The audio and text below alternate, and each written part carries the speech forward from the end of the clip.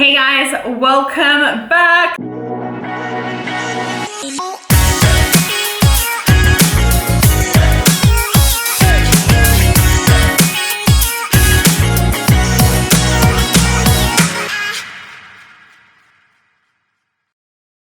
my YouTube channel and welcome to episode number 5 of my comp prep series. Now this is my 6 weeks out episode. God, I'm losing track of them, but 6 weeks out, and I'm starting to feel pretty good. Like my body is starting to respond well to the diet changes that I've had over the last 4 weeks, and I'm on lower calories this week, so I'm at 1770. I'll pop up the macros here just so that you've got those, and I'll also do a little bit of a little physique update so you can see what I look like at the moment. So definitely started to feel a little bit leaner this week on the lowered calories.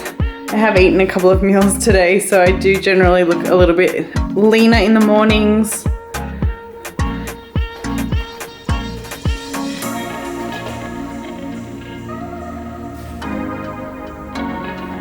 My lower belly is usually the last thing that does come in for my shows, so just time and consistency with that one.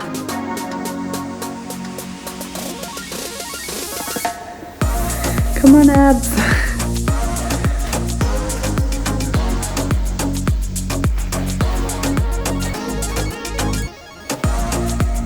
But this video is going to be a comp prep Q&A. I get tons and tons of questions from you girls, especially for those of you who are new to competing or want to compete or just generally want to know about this whole fitness bikini competition world. So what I thought I'd do is I put up a little Q&A sticker on my Instagram asking for some questions.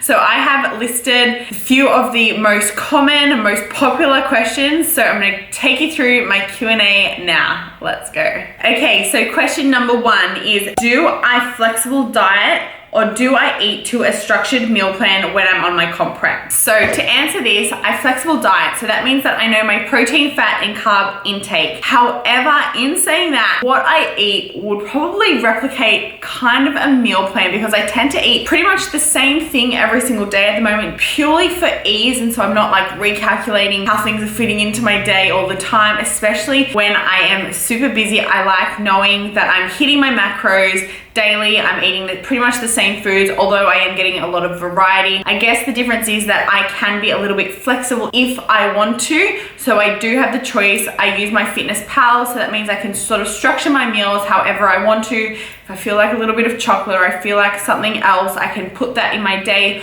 Whereas a structured meal plan really does kind of lock you in to specific foods, and that's not how I do my comp prep. So the next question is, how much should you save or how much does it actually cost to do a bikini competition? Now this is a popular question. To be honest guys, competing is expensive. Now you have to consider coaching costs, which can all add up, gym fees. Then there's actually things directly related to the show that you're doing. So where exactly is your show? If it is international, like the ones that I'm doing, I have to pay for my airfare over there, the accommodation, the lot. There is also registration fees that you also have to consider. There's then your bikini, there's your hair, your makeup, your shoes, your jewelry, the tan, the whole lot. Stage photos, the whole lot that comes with it. I would say, like, even if you were just competing in a local show, even $3,000 to $5,000 just to get up on stage by the time you pay for absolutely everything like that. International, even more. So it's not a cheap thing. Is it possible to keep your muscle while you are dieting down for your show? Obviously, we know that you're going to be in a calorie deficit while you are dieting down because you're wanting to be losing fat as you get closer into your show. Now, there are ways that you can minimize the risk of losing muscle, which is obviously the goal. The goal is always to maintain as much muscle mass while losing as much fat as I can in my shows. So what I do is I don't steer away from the types of training that have really helped build my muscle. So I do keep in strength elements to my training and also make sure that your calorie deficit isn't too aggressive. The more aggressive your calorie deficit and the longer you are in an aggressive calorie deficit, the more you risk losing muscle. Do I have cheat meals during my comp? The answer is no.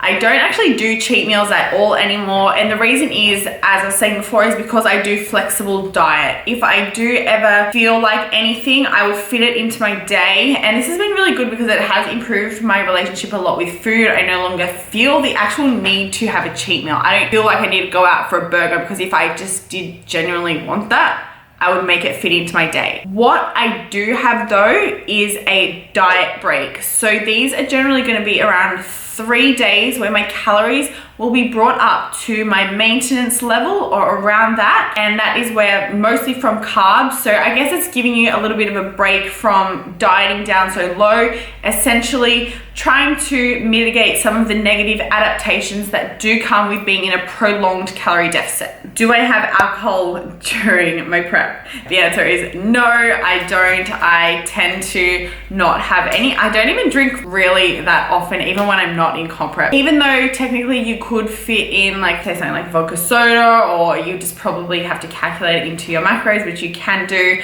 I just prefer not to. Alcohol makes me feel like shit. It really does. I feel horrible. I get the worst hangovers. So I prefer just to really focus solely on my prep and get the most out of it. I don't want to wake up the next day feeling gross, not being able to train. I'm feeling very demotivated, sluggish. So yeah, no alcohol for me. How do you manage your busy days with eating and training? Good question. You need to be very prepared and very organized. Comp prep is very life consuming. So you need to make sure that you are on top of your meals and scheduling in your workouts. This is where something like meal prep comes in handy. I make sure the night before, even though I am working from home, or even though I do have that kind of, I don't know, I'll call it like a luxury to be at home and prepare my meals as I go. The thing is, still the night before, I structure out what I'm gonna eat the next day so that I know I'm gonna be hitting my macros. It takes out the stress of being hungry and feeling hungry and then being like, oh shit, what can I fit into my day? So being organized and prepared. I travel, so that also means that adds this extra element to it of needing to be prepared. I know a lot of you, like, doing comp prep will be working full time, so that means that you're going to need to take your meals to work. Some of you do like shift work and things like that. So it's all about finding a schedule, a routine that works best for you and how you can really make comp prep part of your life. And you don't want to make it a miserable part either. It should be really enjoyable for you. And it's the same thing goes with training as well. You need to prioritize your training, so you need to fit in this into your day. If you've got a hectic day, you might think, okay, I've got to wake up a couple of extra hours early to get in my session, or I might have to drag my ass to the gym at night just to make sure that I'm getting it done.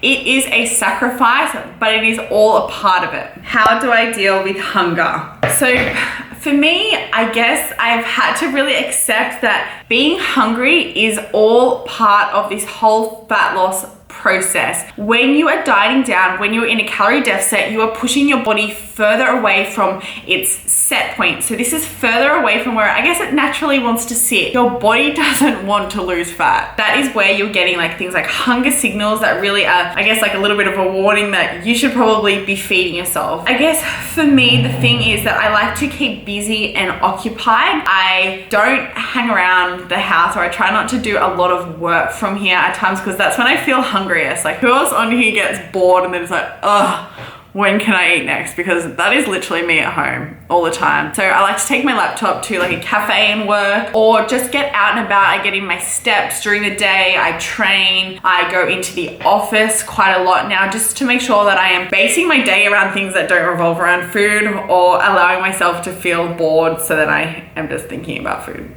Yeah. Another thing is that for me personally, I like to eat smaller meals more frequently throughout the day. For me, that makes it a little bit easier knowing that I've got a meal coming, rather than just eating big portions and having to wait out the time. Now, this is just a personal preference. It doesn't really matter how you structure your meals. Heaps of people would prefer to have like a huge meal and feel very satisfied from that. For me personally, I eat like 5 to 6 times per day because that's what helps with me and my hunger. I also like to make sure that I'm having a protein source with all of my meals. Protein is good for satiety, so that means that it helps with feeling fuller. How do I structure my cardio? So right now I'm not actually doing any structured or planned cardio. I do have a daily step target that I hit. I track this on my Fitbit. For those that want to know, it's called Fitbit Ultra HR. It's just like super basic.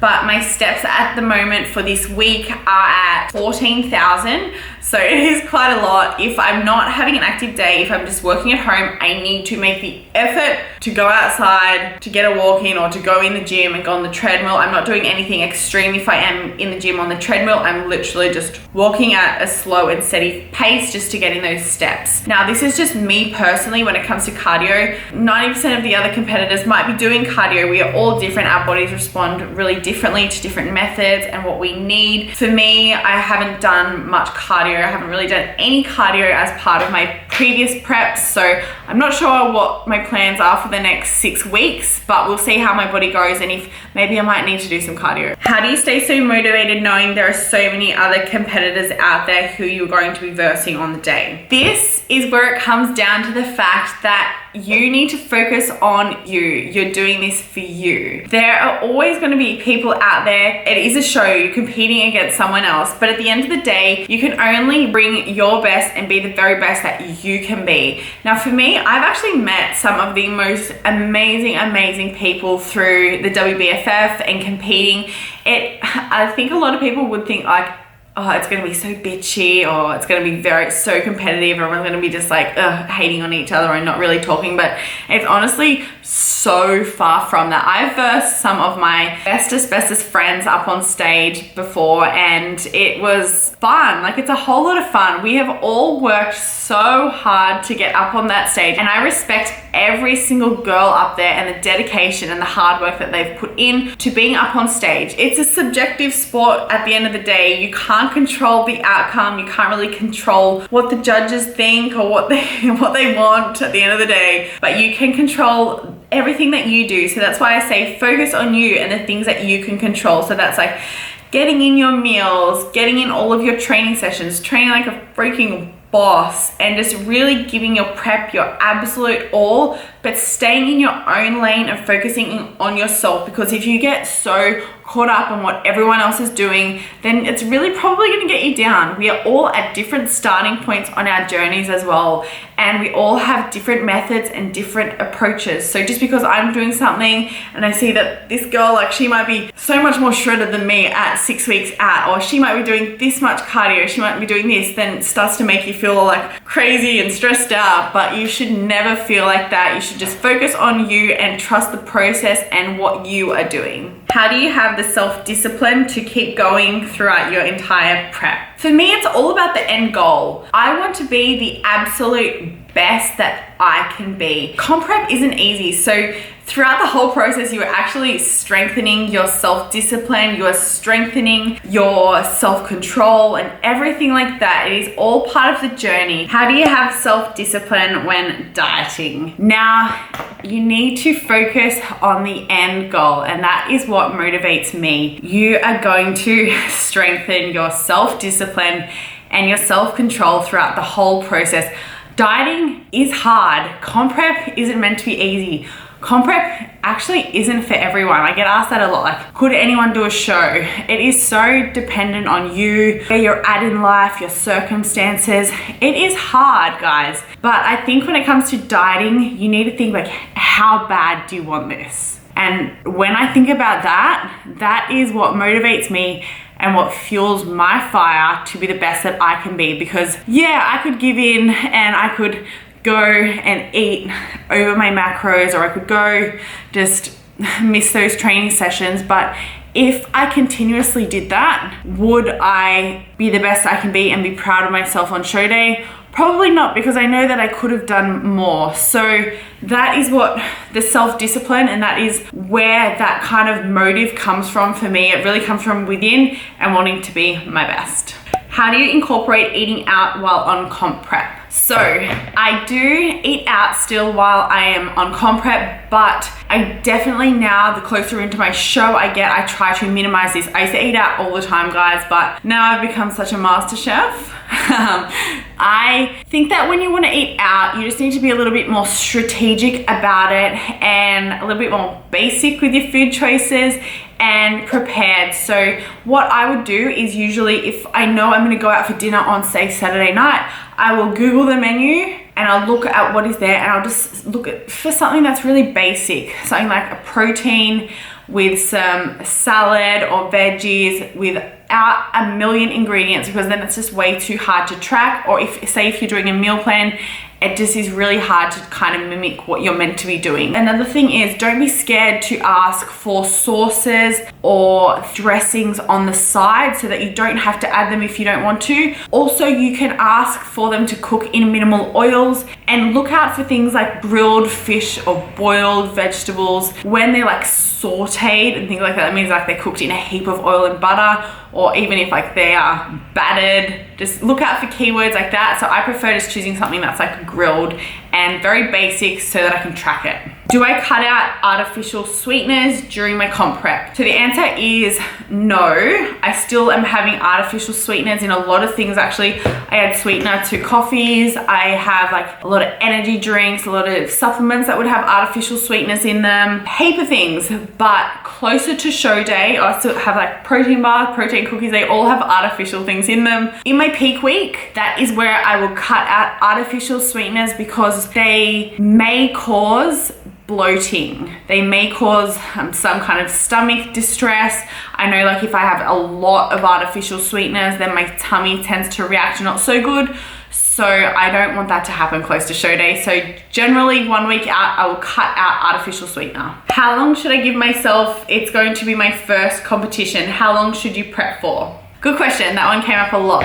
Now, there is no set magic comp prep time that anyone should do. I think for your first time, it's important to give yourself time. Give yourself as much time as you can to get yourself into condition, so that you really enjoy the whole process and enjoy the journey and learn as much about your body, yourself, training and nutrition as you can. For me, when I first started, that's why I got into it, because I just wanted to be further educated on it all. And I found it really fascinating to watch my body get into condition and to learn more about food and different workouts and different methods. So that was why I wanted to do it.